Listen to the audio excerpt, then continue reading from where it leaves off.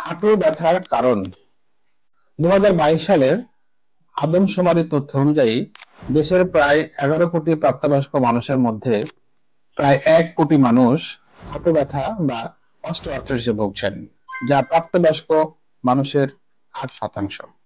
দর্শক, আপনি কি জানেন কি কি কারণে হাঁটু ব্যথা হতে পারে? জানতে হলে ভিডিওটি না টেনে শেষ পর্যন্ত দেখতে থাকুন।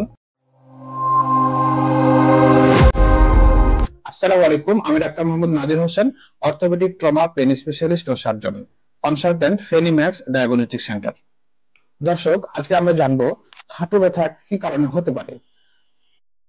দর্শক, যদি আমরা একটি নি জয়েন্টের বা হাঁটুর একটা ডামি নিই, তাহলে আমরা বুঝবো যে আর্টিকুলার বা জয়েন্ট রিলেটেড, অর্থাৎ রিউমাটয়েড আর্থ্রাইটিস।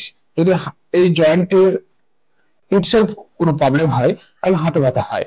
তো এই আর্টিকুলার বা জয়েন্টের চারপাশে যে সকল স্ট্রাকচার থাকে, যেমন টেন্ডন, মাংসপেশি, তারপর হচ্ছে লিগামেন্ট, এগুলোতে কোনো সমস্যা হলে হাঁটু ব্যথা হয়। আবার হাড় বা অস্থি রিলেটেড কোনো প্যাথোলজি হলে, অর্থাৎ একটা জয়েন্ট যখন ফর্মেশন হয়, তখন এখানে বিভিন্ন হাড়ের সংমিশ্রণেই এই জয়েন্টটি তৈরি হয়। তো এই হাড়ে যদি কোনো প্রবলেম হয়, যেমন টিউমার, টিবি বা ইনফেকশন হলে হাঁটু ব্যথা হতে পারে। নিউরোভাস্কুলার, অর্থাৎ নার্ভ ও ভেসেল, অর্থাৎ রক্তনালী এবং রগে যদি কোনো সমস্যা হয় বা কোনো প্রদাহ হয়, তাহলে হাঁটু ব্যথা হয়ে থাকে। বয়স একটু বেশি হলে অস্টিওআর্থ্রাইটিস বা ক্ষয়জনিত ব্যথা সবচেয়ে বেশি কমন। বয়স একটু কম হলে প্যাটেলোফিমোরাল সিনড্রোম বা নি ক্যাপে ব্যথা হয়ে থাকে। এছাড়া হাঁটু ব্যথার অন্যান্য কারণগুলোর মধ্যে রয়েছে আঘাতজনিত ব্যথা, যেমন ফ্র্যাকচার, এসিএল ইনজুরি এবং মেনিসকাস টিয়ার, রোড ট্রাফিক অ্যাক্সিডেন্ট ও স্পোর্টস ইনজুরি। হাঁটুর চারপাশে যে সকল স্ট্রাকচার থাকে, যেমন টেন্ডন, বার্সা ও মাংসপেশিতে কোনো প্রদাহ হলে হাঁটু ব্যথা হয়ে থাকে। তাছাড়া হিপ জয়েন্টে, দর্শক, যদি এই হিপ জয়েন্টে যদি কোনো ব্যথা হয়, তাহলে এখান থেকে অনেক সময় হাঁটুতে রেফার পেন হয়ে থাকে।